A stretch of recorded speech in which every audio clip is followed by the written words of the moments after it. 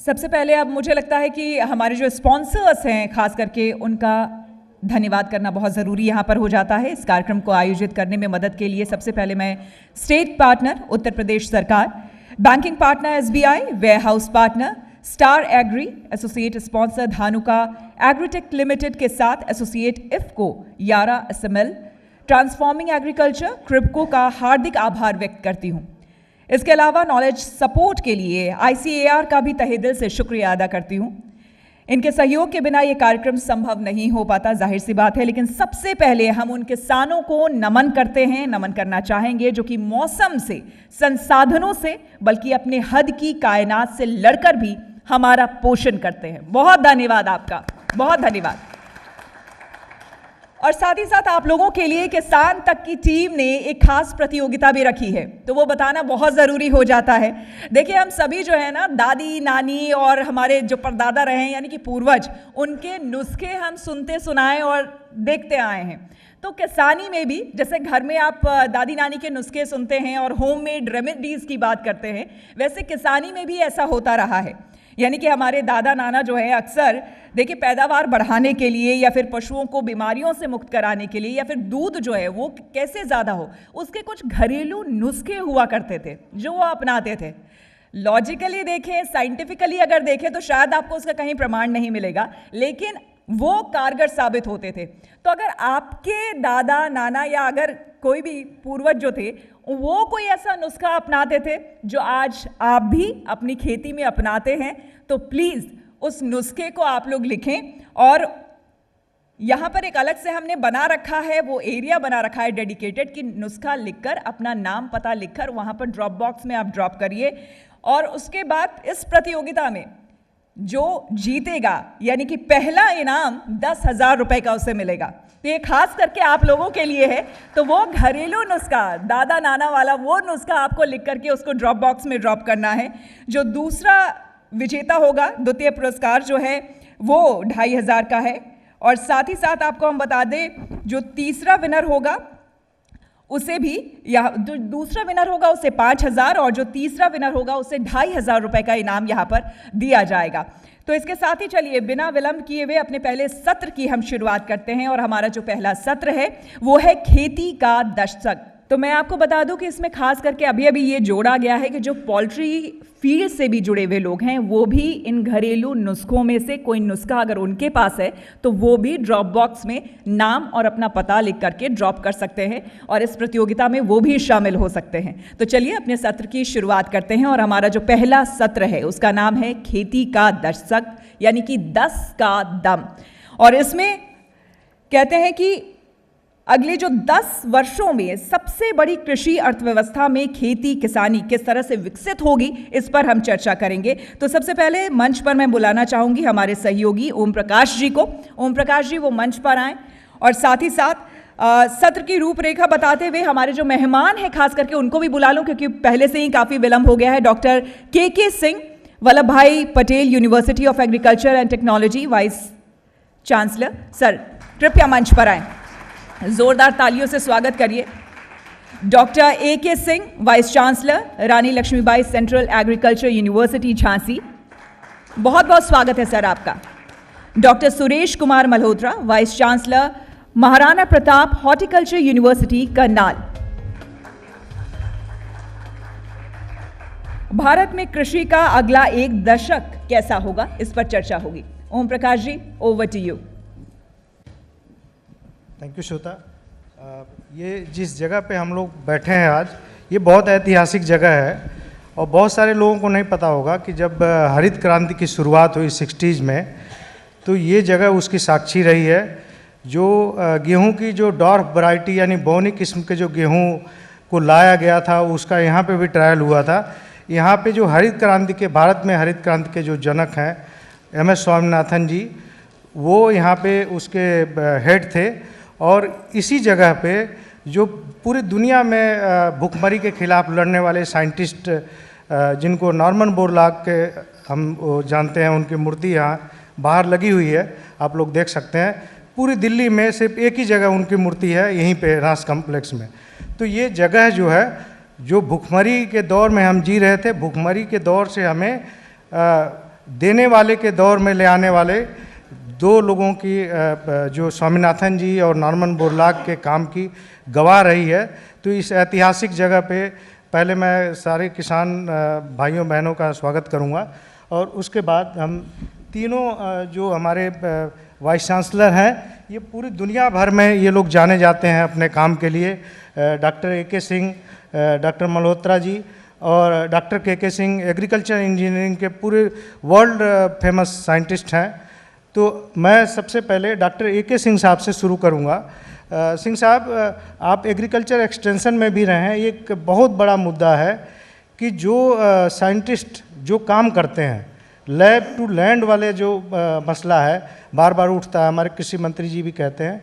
तो lab to land जो है, लैब में जो कुछ भी हो रहा है, जो नई चीज़ें बन रही हैं, जो कुछ भी आप इन्वेंशन कर रहे हैं, वो किसानों तक पहुंचने में इतनी देरी क्यों होती है? आखिर गैप कहाँ हो जाता है? क्योंकि एग्रीकल्चर एक्सटेंशन से जुड़े रहे हैं, तो एक सवाल का मैं सबसे पहले ये चाहूँगा सर। और अगला एक दशक ये उसमें कितनी महत्वपूर्ण भूमिका होगी कि वो जो चीज़ें हम खोज रहे हैं उनको हम टाइम से पहुंचा पाएँ। देखिए, आप सबको बहुत बहुत नमस्कार मेरे तरफ से। और ये बड़ा महत्वपूर्ण प्रश्न आपने रखा है, तकनीकी किसानों तक कैसे जल्दी से जल्दी पहुँचे। और हम सभी जानते हैं कि विगत वर्षों में भारत सरकार ने बहुत बड़े बड़े प्रयास किए हैं और उसमें ये प्रयास होता है कि जो तकनीकी जब सृजित हो वो तुरंत किसानों तक पहुँचे। और इसको पहुँचाने के लिए जो सबसे बड़ा यंत्र है या तंत्र है वो कृषि विज्ञान केंद्रों का है, जो कि हर ज़िले में स्थापित किए गए हैं। 731 ऐसे कृषि विज्ञान केंद्र हैं जो जनपद स्तर पर हैं और उनका काम ही है कि जो देश में 75 से अधिक विश्वविद्यालय हैं कृषि के, उनसे वो जुड़ करके रहें और जो ICAR के 100 से अधिक संस्थान हैं उनसे जुड़ करके रहें। तो ऐसी व्यवस्था दूसरे देशों में नहीं है जहाँ पर तकनीकी ऐसे ग्रामीण स्तर तक ले जाने के लिए कोई व्यवस्था हो। बहुत सारे विकसित देश हैं लेकिन उनके यहाँ चूँकि ज़्यादा इंडस्ट्रीज पर निर्भर हैं और उन्हीं के माध्यम से तकनीकी आगे बढ़ती है। लेकिन हमारे यहाँ तकनीकी आगे ले जाने के लिए पूरा एक जो तंत्र है प्रसार का, उसके अलावा जो कृषि विभाग हैं उनके अपने हर ज़िले में 100 से 200 कार्यकर्ता उनके हैं जो विभिन्न स्तर पर काम करते हैं। तो एक पूरी चेन या श्रृंखला बनी हुई है जो कि इस पर कार्य कर रही है। लेकिन फिर भी हम देखते हैं कि कई बार तकनीकी उतनी तेज़ी से नहीं पहुंचती और पहुंचती भी है तो उसको किसान पूरी तरह से अपना नहीं पाते हैं। इसके कई कारण हैं। एक कारण तो ये है कि बहुत सारे किसान हमारे जानते भी हैं लेकिन आर्थिक परिस्थितियां ऐसी नहीं हैं कि उसको अपना पाएँ। और ख़ास करके जो कृषि निवेश जब महंगे होते हैं तो जितनी संस्तुति की जाती है उसका प्रयोग किसान नहीं कर पाते हैं। लेकिन बहुत सारे ऐसे किसान हैं कि जो दूसरे देशों से भी तकनीकी ले आकर के अपने खेतों पर कर रहे हैं और जो अच्छे से अच्छे संस्थान हैं, नई नई टेक्नोलॉजी है, उसको अपने खेतों पर कर रहे हैं। तो ये परिस्थितियां हैं अपने देश की, आर्थिक और जो सामाजिक परिस्थितियां हैं वो भी एक कारण है जिससे कि तकनीकी अपनाने में हम पीछे कई बार रह जाते हैं, जानते हुए भी हम नहीं कर पाते। और इसके लिए सरकार ने तमाम आर्थिक परिस्थिति को दूर करने के लिए सुविधाएं देने का प्रयास किया है। तमाम बैंकों से सुविधाएं सरकार को मिल रही हैं, ऋण मिल रहे हैं, कृषि पर निवेश मिल रहे हैं और तकनीकी बड़ी तेज़ी से बढ़ाने का प्रयास है। डॉक्टर साहब, जो अगला एक दशक होगा हमारा, वो खेती की दिशा दशा उसमें कैसे होने वाली, क्योंकि मेरा जो इशारा है वो क्लाइमेट चेंज की तरफ है। क्लाइमेट चेंज बहुत तेज़ी से हो रहा है, मौसम का जो पूरा पैटर्न है वो चेंज हो चुका है। बारिश जहाँ पे नहीं होती थी वहाँ पे बहुत ज़्यादा हो रही है, या फिर एक महीने की बारिश वो 3 दिन में 4 दिन में हो जा रही है। तो ऐसे में अगला एक दशक क्लाइमेट चेंज के लिहाज से किसानों के लिए क्या वो बहुत बड़ी चुनौती वाला दशक होगा या फिर उसमें कोई नया अवसर हम ढूंढ लेंगे? क्या होने वाला? देखिए, जलवायु परिवर्तन अवश्यंभावी है और जगह जगह देखने को मिलता है जी। जहाँ तापक्रम बढ़ रहा है और ये जो वर्ष है, शायद अधिकतम गर्म वर्ष के रूप में भी चिन्हित हुआ। और ये परिस्थितियां अनेक देखने को मिलती हैं। आपने कहा भी कि अत्यधिक वर्षा होती है, अत्यधिक गर्मी पड़ती है, सूखे की परिस्थितियां आती हैं और ये घटनाएं निरंतर बढ़ती जा रही हैं कम होने की जगह पर। मैं बुंदेलखंड में हमारा विश्वविद्यालय केंद्रित है और बुंदेलखंड में इस बार खरीफ के मौसम में 2 दिन में ही लगभग 200 मिलीमीटर से अधिक वर्षा हुई। और ऐसे में जो उड़द की फसल थी और तिल की फसल थी पूरी तरह से लगभग समाप्त सी हो गई। और ऐसे में जब हमको परेशानी होती है, फसलों का नुकसान होता है, ऐसे में विकल्प भी देखने को मिलता है। इसी में ये देखने को मिला कि जो मूंगफली की फसल है और मक्के की फसल है उसमें कोई नुकसान नहीं हुआ। और इसको सभी किसानों ने देखा पूरे बुंदेलखंड क्षेत्र के।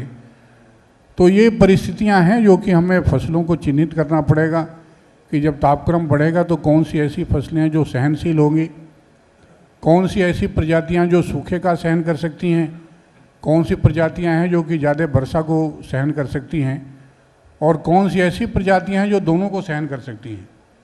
तो ये परिस्थितियों के अनुसार प्रजातियों का विकास लगातार भारतीय कृषि अनुसंधान परिषद और कृषि विश्वविद्यालय कर रहे हैं और अनेक परिस्थितियों के लिए अनेक तरह की प्रजातियां चिन्हित करके रिलीज की गई हैं, उसको किसानों तक पहुंचाया गया है। और ऐसी प्रजातियां भी विकसित हैं जो कि बाढ़ की परिस्थिति में भी सहनशील हैं और 10-15 दिन डूबने के बाद भी सोना सबन धान है ऊपर निकल करके आ जाता है, दोबारा वो फसल चल पड़ती है।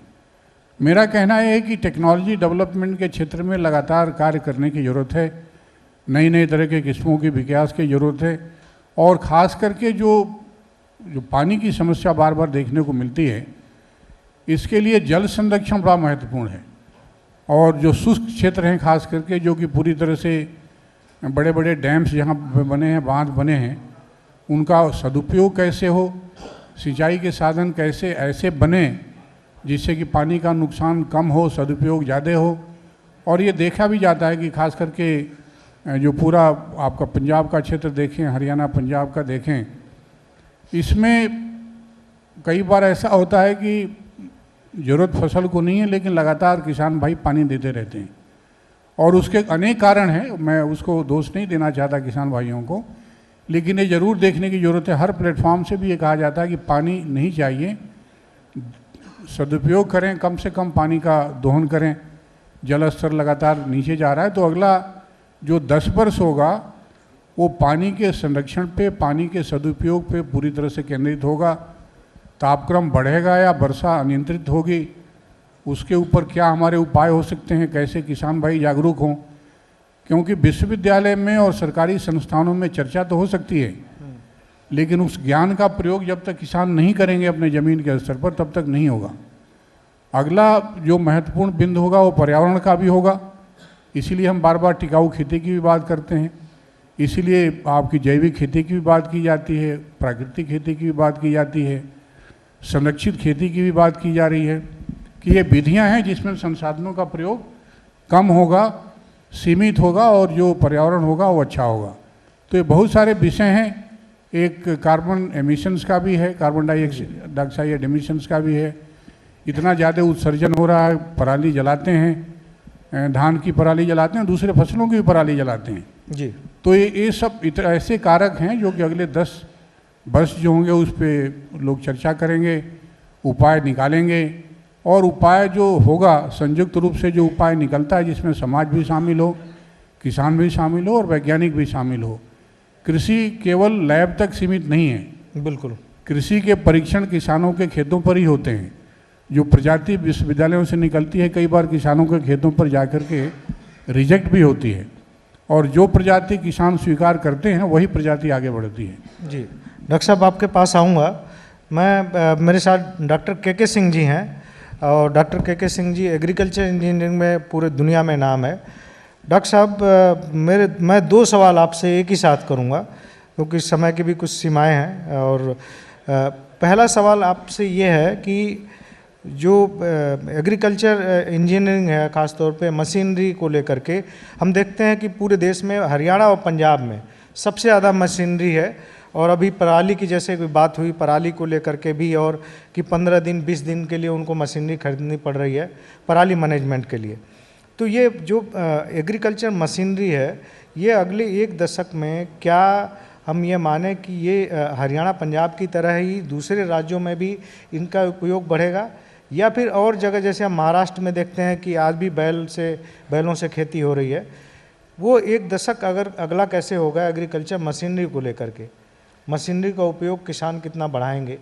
देखिए, एक समय ऐसा था जबकि एग्रीकल्चर मशीन हम लोग इंपोर्ट किया करते थे चाइना से, कोरिया से और भी कई देशों से, लेकिन पिछले कुछ सालों में परिस्थितियां बदल गई हैं और काफ़ी मशीन्स हम लोग अपने देश में ही बना रहे हैं और काफ़ी अच्छे अच्छे मैन्युफैक्चरर, जो बड़े मैन्युफैक्चरर हैं, ट्रैक्टर के मैन्युफैक्चरर, उन लोगों ने मशीन मैन्युफैक्चरिंग के क्षेत्र में आए और हर तरह की मशीनें, बड़ी मशीनें, छोटी मशीनें, जो कि लघु स्तरीय मशीनीकरण के लिए छोटे किसानों के लिए जो आवश्यकता है, उस तरह की मशीनें भी देश में बना रहे हैं।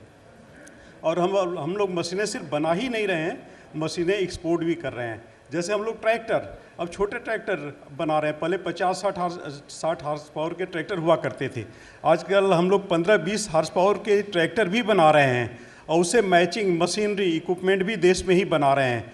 तो हमारे किसान भाई उसको अपना सकते हैं। और कस्टम हायरिंग सर्विस, ये पंजाब में से काफ़ी इसकी शुरुआत हुई थी और इसके कारण मशीनीकरण आया। अब कई प्रदेशों में, जैसे मध्य प्रदेश की बात करें, वहाँ मशीनीकरण के क्षेत्र में बहुत आगे हैं।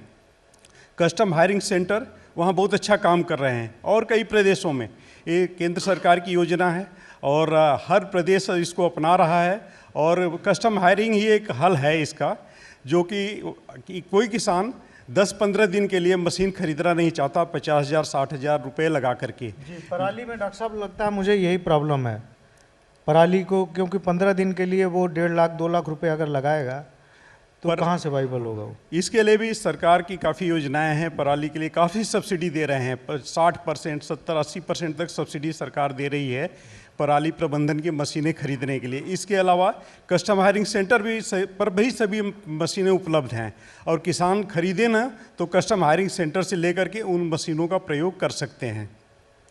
तो पराली प्रबंधन पर काफ़ी अच्छा काम चल रहा है हर जगह, पंजाब में भी, हरियाणा में उस कम भी हुआ है काफ़ी अब जलाने का पराली।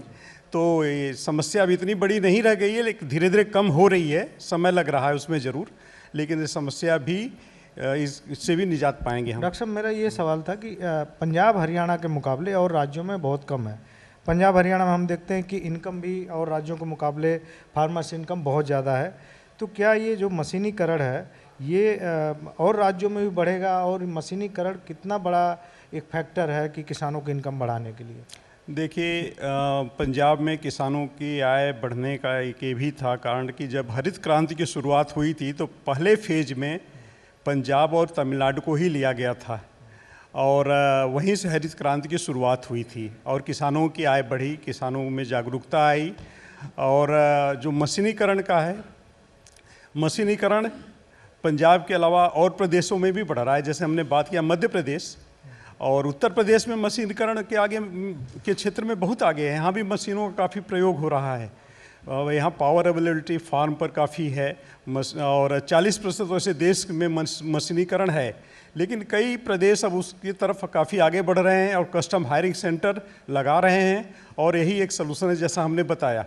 तो मशीनीकरण बहुत ही आवश्यक है। किसानों की लागत, जो कृषि में लागत कम करने के लिए इसकी बहुत ही आवश्यकता है और किसान भाइयों को यही कहेंगे कि मशीनीकरण को अपना करके छोटे हर साइज़ की, जो चाहेंगे आप उस साइज़ की आजकल मशीनें उपलब्ध हैं, उसको अपना करके उसको अपने कृषि में लागत कम करिए। क्योंकि जब तक हम मशीनों का प्रयोग नहीं करें, कोई भी कृषि का कार्य समय पर करना जरूरी है। बुआई समय पर करना है, कटाई समय पर करना है, और अगर मजदूर लगा करके कर रहे हैं तो न हम बुआई समय से कर पाएंगे, न कटाई, न पानी सही समय से दे पाएंगे।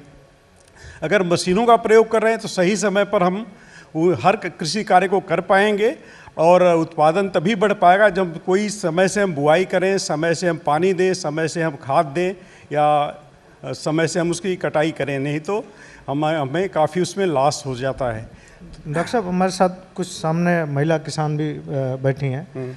महिलाओं का एक बड़ा सवाल होता है कि ट्रैक्टर बना वो पुरुषों को देख करके उन्हीं के हिसाब से डिजाइन किया गया। महिलाओं की बहुत बड़ी भूमिका है खेती में। वुमेन सेंट्रिक जो मशीनें हैं खेती की, वो कब तक उस पर विचार किया जाए? कभी मुझे लगता है कि हमारे माइंडसेट में ही नहीं रहा है।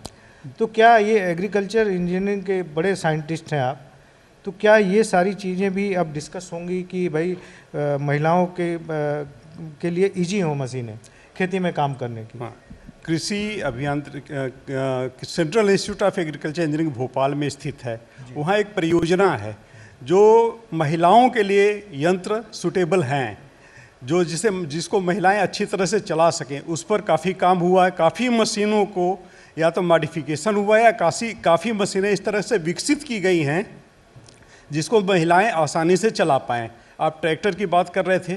ट्रैक्टर पर भी जब मैं वहाँ का निदेशक था केंद्रीय कृषि अभियांत्रिकी संस्थान भोपाल का, तो हमने काम शुरू करवाया था कि एक ऐसा ट्रैक्टर विकसित किया जाए जिसको महिलाएं अच्छी तरह से चला पाएँ, और वो मॉडल बन के तैयार भी हो गया है और इंडस्ट्री तक जाना है उसको। तो महिलाओं के लिए पूरी परियोजना है, पूरे देश भर में चल रही है। आपने बहुत अच्छी बात कही। ये कब तक आ जाएगा ट्रैक्टर जो वुमेन सेंट्रिक ट्रैक्टर है? ये ट्रैक्टर उन लोगों ने तैयार कर लिया है। जैसा मैंने वहाँ जब निदेशक था, कार्य शुरू हुआ था, काफ़ी पूरा भी हो गया था। और जैसा मैंने पता किया था थोड़े दिन पहले कि वो ट्रैक्टर तैयार है। इंडस्ट्री से उन लोग बात कर रहे हैं कि इंडस्ट्री को दें, जिससे कि मैन्युफैक्चरिंग इंडस्ट्री करके और ला सके उसको धरातल पर। तो और मेरे साथ डॉक्टर एस.के. मल्होत्रा जी हैं। डॉक्टर मल्होत्रा एग्रीकल्चर कमिश्नर भी रहे हैं भारत के, और इस वक्त जो है करनाल में बागवानी विश्वविद्यालय है। बागवानी पे सरकार काफ़ी जोर दे रही है। तो बागवानी विश्वविद्यालय के वाइस चांसलर हैं, और इनका एक बड़ा योगदान मैं आप लोगों को बता दूं दोस्तों। 2018 में 18-19 में यह तय हुआ था कि भारत की पहल पे पूरी दुनिया में मिलेट ईयर मनाया जाएगा। उसके पीछे जो पर्दे के पीछे वाले शख्स हैं, ये कभी किसी ने नहीं बताया होगा। पर्दे के पीछे एक बहुत बड़ी भूमिका इनकी थी। ये जा कर के इन्होंने तमाम देशों की जो है अपनी तरफ, भारत की तरफ उनको लाने की कोशिश की, और इसके बाद भारत की पहल पे पूरी दुनिया ने मिलेट ईयर मनाया पिछले साल 2023 में। तो डॉक्टर साहब, इसी से रिलेटेड मेरा सवाल रहेगा। मिलेट को लेकर काफ़ी प्रमोशन हो रहा है। प्रधानमंत्री जी का मिशन है कि हम कम पानी वाली फसलें उगाएं, उससे ज़्यादा फ़ायदा लें, ऑर्गेनिक करें। तो अगले एक दशक में डॉक्टर साहब मिलेट को लेकर के क्या कुछ बदलने वाला है? क्या ये सिर्फ मिलेट ईयर आया और चला जाएगा, बस ऐसे ही होगा, या फिर उसका कुछ ग्राउंड पे भी देखने को मिलेगा अगले एक दशक में? जैसे कि मिलेट के बारे में आप बता रहे हैं, मिलेट हमारे लिए कोई नई बात नहीं है। ये हमारी अपनी फसलें हैं, और इसी चीज़ को ही मैंने यूनाइटेड नेशन में के FAO में जो है इसी बात को रखा। और भारत सरकार की तरफ से जब मैं ये प्रपोज़ल लेकर के गया FAO रोम में, तो मैंने उसी बात पर जोर दिया कि अब ये ऐसा समय आ गया है जहां हम लोगों को सीमित संसाधन में अधिक उत्पादन कैसे ले सकें, और क्लाइमेट चेंज का जो इफेक्ट जो आप देख रहे हैं, जलवायु परिवर्तन का असर जो है वो देखने को मिल रहा है। और दूसरा जो तीसरा साथ में बात लेके चलते हैं कि हम अपनी पोषण सुरक्षा भी कैसे सुनिश्चित करें, और इसके साथ साथ जो है एडवर्स कंडीशंस में भी उस तरह की खेती को कैसे प्रमोट कर सके। तो ये जो मिलेट की फसलें हैं ये सामने आई थी, और इसी मुद्दे को मैंने भारत सरकार की तरफ से वहाँ रखा था कि पूरे विश्व में इंटरनेशनल ईयर फॉर मिलेट्स मनाना चाहिए। तो 2023 का जो वर्ष हमें मिला, और उसमें जो है हम लोगों ने 3 ही चीज़ों को बताया गया कि इसकी जो पोषण महत्व है वो बहुत अधिक है, और हमारे पूर्वजों ने इस बात की पहचान बहुत पहले कर ली थी, और हमारे भोजन का मिलेट्स एक बहुत ही महत्वपूर्ण हिस्सा था। लेकिन धीरे धीरे जो है ये गेहूं, चावल और मक्का ने जो है उसका स्थान ले लिया और मिलेट को पीछे कर दिया। तो मिलेट का क्षेत्र भी घट गया और हमारा उत्पादन भी घट गया, क्योंकि उसकी मांग भी नहीं थी, क्योंकि सरकार जो है गेहूं चावल को जो है प्रोक्योरमेंट कर रही थी। तो मिलेट्स की जब ये पहचान हुई कि ये फसलें अब जो है प्रतिकूल परिस्थितियाँ आ रही हैं, जहाँ हमारे पास कई जगह वर्षा आधारित खेती है, करीब करीब आप देखोगे कि 141 मिलियन हेक्टेयर हमारे पास जो क्षेत्र है उसमें से करीब आधा जो है जो क्षेत्र है वो बरानी मतलब वर्षा आधारित खेती से आता है। तो वर्षा आधारित खेती में जहाँ कम पानी उपलब्ध है तो वहाँ मिलेट्स की ऐसी फसलें हैं जहाँ कम पानी में भी इसकी खेती हो सकती है। तो इसीलिए इन फसलों को प्रमोट करने की ज़रूरत है। इसके बहुत सारे हेल्थ बेनिफिट्स हैं, हमारे प्रोडक्ट्स हैं, इसमें अलग अलग प्रोडक्ट बन करके आ रहे हैं। तो इंटरनेशनल ईयर फॉर मिलेट्स जो है पूरे जो है विश्व में मनाया गया और भारत सरकार ने और भारत ने इसका प्रतिनिधित्व किया और इसका बेनिफिट ये हुआ कि हमारे किसान जो मेहनत करते हैं मिलेट्स को उत्पादन में उसका क्षेत्र बढ़ा और उनकी मांग निरंतर रूप से बढ़ी और नए नए प्रोडक्ट निकल करके आए और पूरे विश्व को जो है हमारी स्ट्रेंथ का पता लगा कि मिलेट्स ऐसी अद्भुत फसलें हैं जिनको सबको जो है अपने खाने में शामिल करने की आवश्यकता है। और यही वजह है कि अभी इसका आप देखोगे कई जगह तो इसकी अभी कमी भी है, नहीं मिल रहा है ये मिलेट्स। और मिलेट्स का इतना प्रमोशन हुआ है कि इसके अंतर्गत क्षेत्र भी बढ़ा है। कहीं पहले जो इसका 11 मिलियन टन जो है करीब उत्पादन होता था, अब बढ़ करके 15 मिलियन टन हो गया है और 11 मिलियन हेक्टेयर एरिया इसके अंदर आता था, वो बढ़ करके जो है अभी 16 मिलियन हेक्टेयर एरिया हो गया है। तो ये जो इंटरनेशनल अगला एक दशक कैसे होने वाला है मिलेट को लेकर मिला, अगला एक दशक, हाँ जी, उसमें मिलेट को लेकर कैसे होने वाला, क्योंकि जो सवाल मैंने डॉक्टर ए के सिंह साहब से पूछा कि भाई क्लाइमेट चेंज की एक चुनौती है, ऐसे में मिलेट जो है कितनी बड़ी भूमिका उसकी होगी भारत की खेती में और क्या उसका जो लोगों की थाली तक तो पहुंच रहा है, लोग डिस्कस करने लगे हैं कि भाई मिलेट अपने खाने में शामिल कीजिए।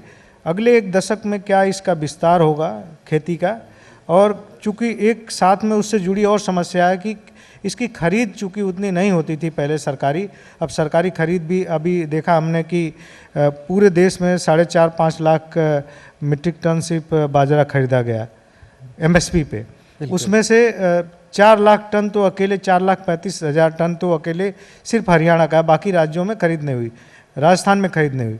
तो ऐसी इन सारी परिस्थितियों में क्या आप देख रहे हैं कि अगला एक दशक मिलेट को लेकर के कैसा होने वाला है?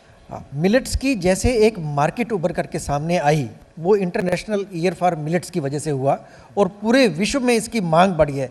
इसकी मांग बढ़ने का सीधा जो एक फ़ायदा हमारे किसानों को ये मिला है कि उनको एक ऐसा और विकल्प मिल गया गेहूं, चावल और मक्का के अलावा कि भाई ये भी फसलें हैं जिनका भी समावेश अपनी प्लान में किया जा सकता है। और यही वजह रही कि इसके अंतर्गत क्षेत्र बढ़ा और साथ में जैसे कि अब बात कर रहे हैं कि अगले 10 साल में कैसे होगा, तो इसके लिए 10 साल के लिए जो पूरा एक मैं ये कहूँगा कि एक पूरी योजना जो बनी है जिसमें ना केवल मिलेट्स और भी कई फसलों को शामिल किया गया है और मिलेट्स को निश्चित रूप से बढ़ोतरी मिलेगी, लेकिन इसके लिए जो महर्षि कार्यक्रम एक चलाया गया है और नेशनल मिलेट मिशन चलाया गया है उसके अंतर्गत क्षेत्र विस्तार को बढ़ावा दिया जा रहा है। साथ में जो प्रोक्योरमेंट सिस्टम है और नए वैल्यू एडिड प्रोडक्ट बन करके, क्योंकि वो ब्रांडिंग बहुत ज़रूरी है, हमें अपने प्रोडक्ट खुद बनाने की ज़रूरत है जिससे कि मांग बढ़ेगी और विश्व के बाज़ार में मांग बढ़े, हमारे अपने बाज़ार में भी मांग बढ़े। तो उसके लिए ब्रांडिंग को जो है महत्व दिया गया और नेशनल मिशन में उसको प्रमोट किया गया है कि अगले 10 साल में हम खाद्यान्न के रूप में, मैं ये कहूँगा कि जो अभी विकसित भारत 2047 का जो एक एक्शन प्लान बना है उसमें मिलेट्स को बहुत ही महत्वपूर्ण स्थान मिला है और उसमें ये भी कहा गया है कि हम कैसे जो है विश्व में ग्लोबल पावर बन करके निकलें फूड सिस्टम के मामले में। तो उसमें मिलेट्स के साथ साथ पल्सेस को भी बढ़ावा दिया गया है और साथ में फूड प्रोडक्ट एफपीओस बनाए गए हैं। जो स्पेशल एफपीओ बनाए हैं वो मिलेट्स और इसको लेकर के क्या नाम पल्सेस को इकट्ठा लेकर के साथ में बनाए गए हैं जिससे कि मिलेट्स को और ज़्यादा बढ़ावा मिले। और अगले जो 10 साल की बात कर रहे हैं तो करीब 11,000 एफपीओ बनेंगे जिनमें से 100 एफपीओ सिर्फ मिलेट्स के लिए जो है चिन्हित किए गए हैं। इससे निश्चित रूप से किसानों को भी फायदा मिलेगा और किसान स्वयं अपने एफपीओ के माध्यम से इसका जो है एक तरह से प्रोडक्शन और प्रोडक्टिविटी बढ़ा पाएंगे, साथ ही उसका व्यापार भी जो है उसमें बेहतर ढंग से होगा, वैल्यू एडिड प्रोडक्ट्स और बाकी जितना इसके साथ अगर आप दूसरे तरीके से भी जोड़ करके आप कहना चाहें तो बहुत सारी ऐसी अवसंरचनाएं हैं, इंफ्रास्ट्रक्चर डेवलपमेंट। अगले 10 साल में इंफ्रास्ट्रक्चर भी जो है वो भी बिल्डअप होकर के आएगा जिसमें मैं ये कहूँगा कि जो प्रोसेसिंग प्लांट और छोटे छोटे कई स्टार्टअप हैं ऐसी स्टार्टअप इंडस्ट्री शुरू हुई है जो मिलेट्स के आधारित बिस्किट्स बना रहे हैं। मिल्क से रिलेटेड जो है उसका बिस्किट्स के साथ साथ जो है इसका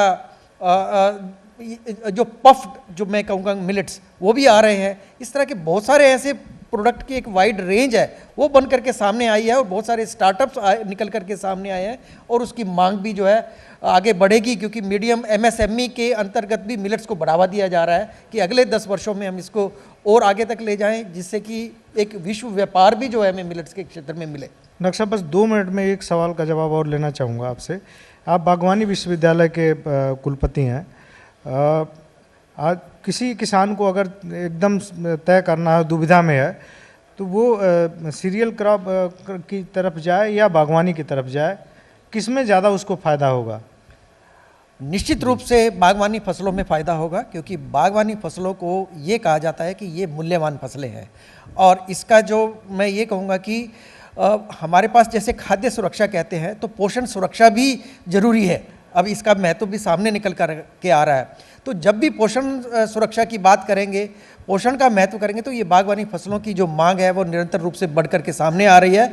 और इसकी जो आय है, चाहे वो फल हैं, सब्जियां हैं, मसाले हैं, और जो औषधीय पौधे, सुगंधीय पौधे हैं, मशरूम कल्टीवेशन है, बी फार्मिंग है, इन सभी को हॉर्टिकल्चर के अंतर्गत लिया जाता है। तो इनसे निश्चित रूप से आय अधिक है। पर इकाई क्षेत्र से अगर आप अन्य फसलों से कंपेयर करेंगे तो इसमें आय अधिक है। और ये अक्सर कहा जाता है कि जब भी हम लोगों को अगर हम किसानों की आय बढ़ानी है तो उसके जो 9 बिंदु अलग अलग निकल करके आए, तो उसमें ये लिखा गया है कि मूल्यवान फसलें, चाहे जिसमें कि बागवानी फसलें मुख्य रूप से आती हैं, उनको जो है बढ़ावा देने की ज़रूरत है। और इस पर आप देख रहे हैं कि हमारा उत्पादन भी जो है इसमें काफ़ी बड़ा है। अब अगर अभी के आंकड़े आप देखें तो 355 मिलियन टन बागवानी फसलों का उत्पादन हुआ है।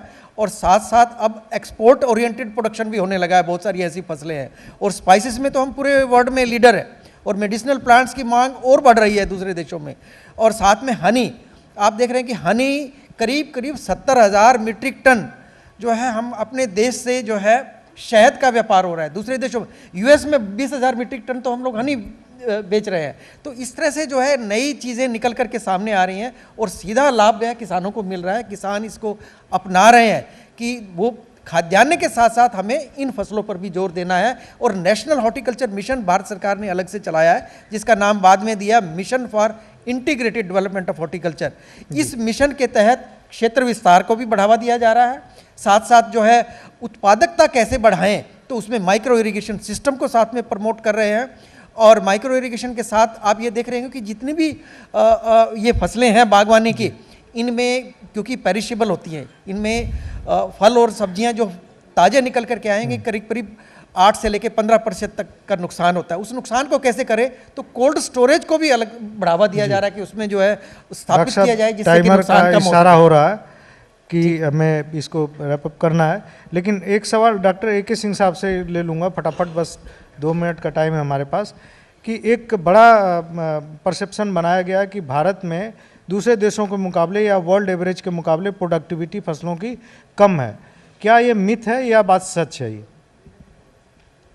नहीं, देखिए, यदि वास्तव में इसकी गणना करेंगे तो शायद ये सत्य नहीं है। हमारे जो हरियाणा, पंजाब और पश्चिमी उत्तर प्रदेश के किसान हैं, इनकी उत्पादकता किसी देश के किसानों से कम नहीं है, पहली बात। दूसरी बात है, हमारे यहाँ फसलों की अवधि कम होती है। यदि कोई मूंग की फसल 60 दिन में होती है, उड़द 80 दिन में होती है, 90 दिन में होती है, गेहूँ भी 4 महीने में हम करते हैं। तो ये हमारे यहाँ जो अवधि एक फसल मतलब हमारे यहाँ जो फसल लेने का जो समय, एक फसल लेने का समय है, दूसरे देशों में ये समय लगभग 2 गुना है। तो वो आप प्रतिदिन यदि जोड़ के देखते हैं तो हमारी उत्पादकता उनसे एकदम से कम नहीं है, पहली बात। दूसरी बात है कि वर्ष भर में हमारे यहाँ किसान 2 फसल उगाते हैं, कई जगह 3 उगाते हैं, कई जगह 4 उगाते हैं। फर्रुखाबाद में आप जाएंगे तो 4 फसल उगाते हैं किसान। आप मेरठ में, पंजाब में देखें 2 उगाते हैं, कई जगह 3 उगाते हैं। मूंग की फसल जायद में बहुधा होने लगी है। तो इन तीनों फसल अगर प्रतिदिन की प्रोडक्टिविटी देखी जाए तो वो हमारी निश्चित रूप से अच्छी है। प्रतिदिन की भी और पूरे सिस्टम की प्रोडक्टिविटी पूरे वर्ष भर की आप देखते हैं तो हमारा उनसे ज़्यादा पड़ेगा, कम तो पड़ेगा ही नहीं। जी डॉक्टर साहब, आपका बहुत बहुत धन्यवाद हमारे पैनल में शामिल होने के लिए। और डॉक्टर मल्होत्रा आपका बहुत बहुत धन्यवाद। डॉक्टर के सिंह जी बहुत अच्छी खबर दी कि महिलाओं के अनुकूल एक ट्रैक्टर जल्दी ही मार्केट में आने वाला है। ये महिला किसानों के लिए बड़ी खबर है। तो धन्यवाद आप तीनों लोगों का बहुत बहुत।